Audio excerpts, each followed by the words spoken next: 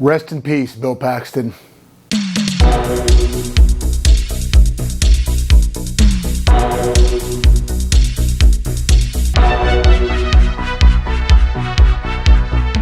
What up? Bobo here from BrassReel Brothers, back for some more hot, fresh popcorn. Thanks for coming back and joining me for part 3 of the marathon, Weird Science. Weird Science. All right, so Weird Science. While it is a John Hughes film, I'm gonna love it no matter what because all of his movies are good. It's my least favorite of all of his movies. It's the only one that's actually a departure from that vibe that he had going on, really getting into the lives of teenagers. While this one gets into the lives of teenagers, it's way over the top. It's more of a fantasy, fictional, sci-fi comedy. And it is about teenagers, but it's very happy. It's not really realistic at all. But it's one of those things I feel like that John Hughes just had to get out of his system.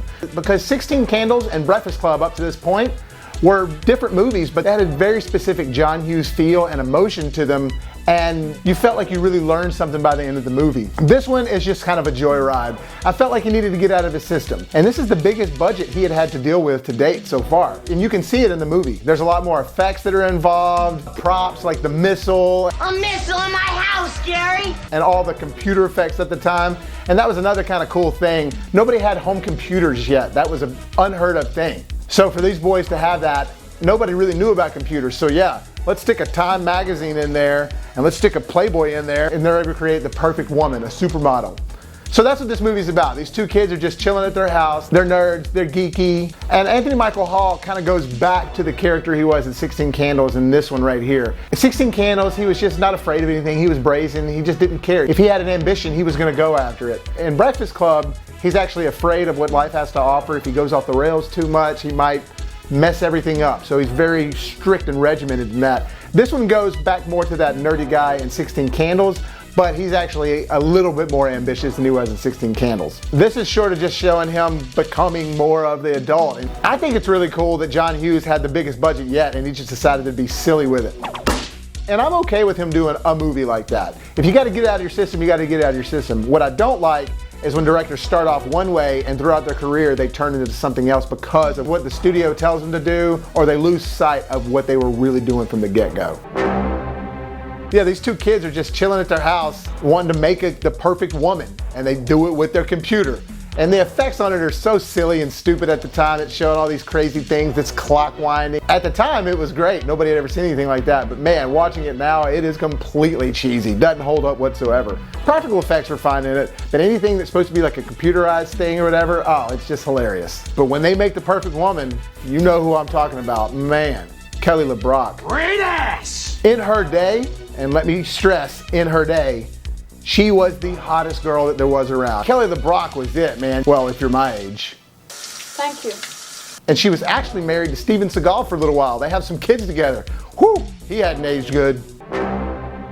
But man, Kelly LeBrock was smoking hot. I mean, she was the girl of the 80s, no question. And man, they definitely tease you with her this entire movie. Not only the way she looked, but the way she behaves. This movie as a whole, it's fun. There's not any true, real depth to it. At the core of it, about two kids that don't believe in themselves, they don't have any confidence, and she basically teaches them and instills in them how to get confidence.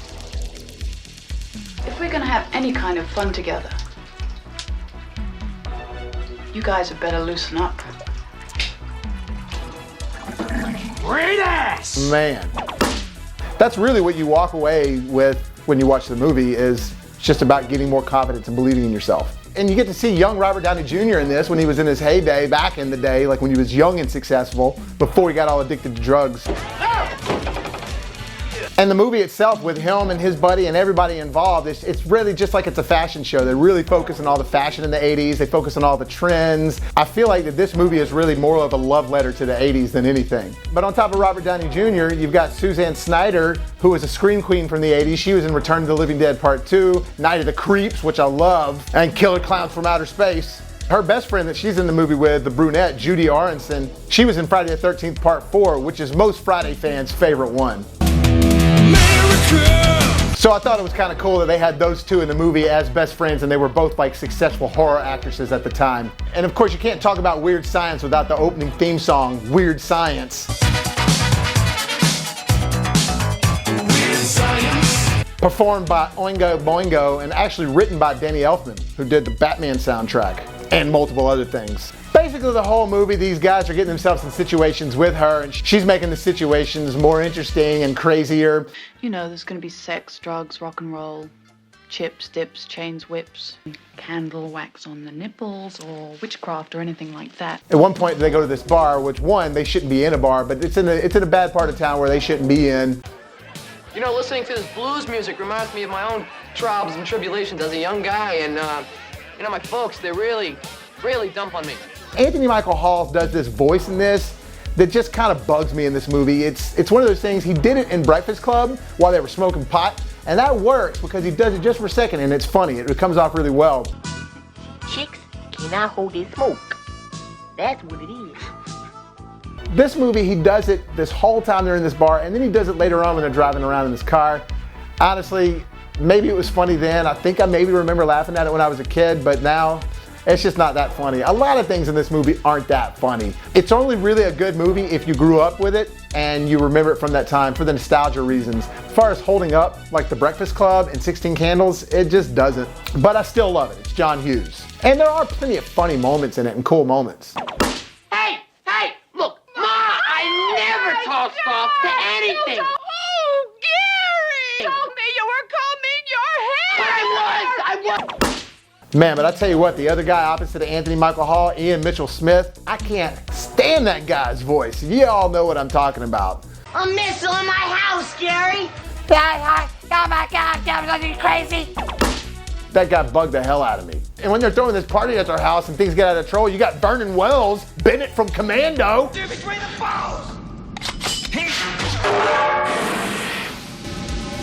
Let off some steam, Bennett. He plays some leader of some weird dystopian biker gang that's coming over and like trying to infiltrate the house. Without wearing your jeans.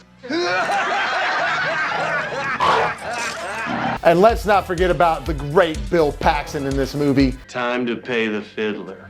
playing the older brother of Ian Mitchell Smith's character. And he's such a stereotypical 80s older brother douchebag jock. Some people will love or hate on Bill Paxton. I love Bill Paxton. I thought he was great in everything that he did. I thought that he brought something to the screen that nobody else in the movie was bringing to the screen. In any movie that he was in, he always stuck out. You might not have liked his acting job, or you might not have liked whatever it was he was doing, but he always stuck out in every movie he was in. And I feel like this movie started sort of the stereotypical Bill Paxton characters that you see in movies like Aliens and Predator 2. First, I'd like to butter your muffin.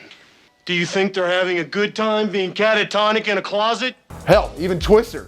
Game over, man. It's game over. I love Bill Paxton, R.I.P. bud. Little side note, if you haven't seen Frailty, written and directed, starring Bill Paxton, Matthew McConaughey as well, hugely underrated and overlooked horror film. Check that one out. But anyways, back to Weird Science. Overall, this movie's fun. If you're going through a John Hughes marathon or you're just wanting to be nostalgic, especially in a time like this where a lot of people are stuck inside or stuck at home, it's totally worth watching. But it is a departure from all of his other films, whereas those movies, you have something to learn from them. There's a moral tone to them. This one, not so much. But I still own it on Blu-ray. And I will watch it again. I'll probably watch it multiple times before I die. So with all that being said, it's kind of some stale popcorn. It's still good enough to eat though.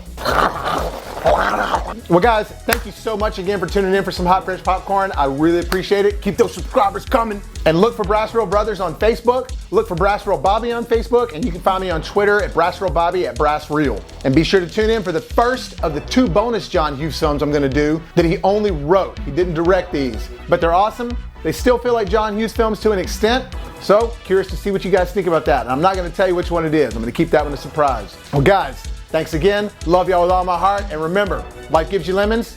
Make some hot fresh popcorn. Peace! It's purely sexual.